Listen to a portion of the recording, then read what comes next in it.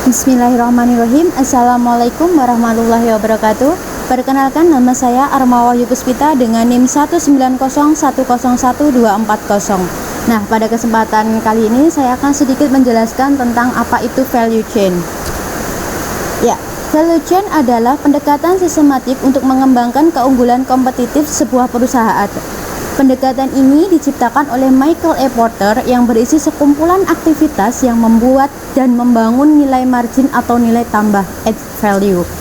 Aktivitas tersebut dibagi menjadi dua, yaitu aktivitas utama primary activity and aktivitas pendukung yaitu support activity. Dengan keunggulan kompetitif yaitu penggunaan informasi untuk mendapatkan pengaruh di pasar, sumber daya konseptual sama pentingnya dengan sumber daya fisik.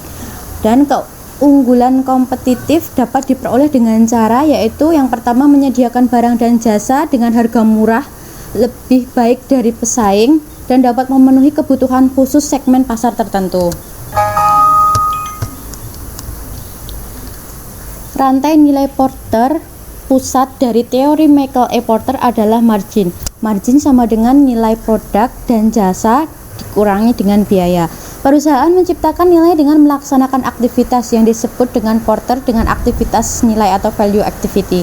Rantai nilai Porter margin sama dengan nilai produk ditambah dengan jasa lalu dikurangi dengan biaya.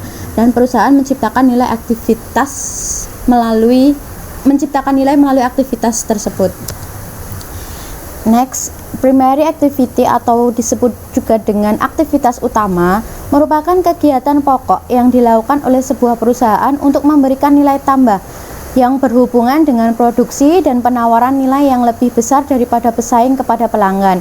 Yang termasuk dalam aktivitas ini antara lain yaitu inbound logistik, operation, outbound logistik, marketing and sales, and service. Oke, mungkin ini sedikit penjelasannya ya tentang inbound logistik atau logistik utama. Hal-hal yang berhubungan dengan bahan baku atau input material termasuk kontrol, penerimaan, pergudangan, dan persediaan.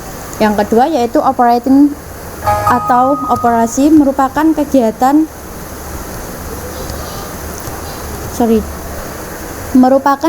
penciptaan nilai yang mengubah input menjadi produk akhir.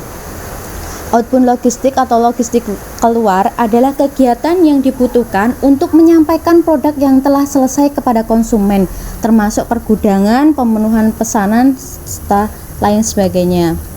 Dan ini adalah untuk marketing dan sales atau pemasaran dan penjualan.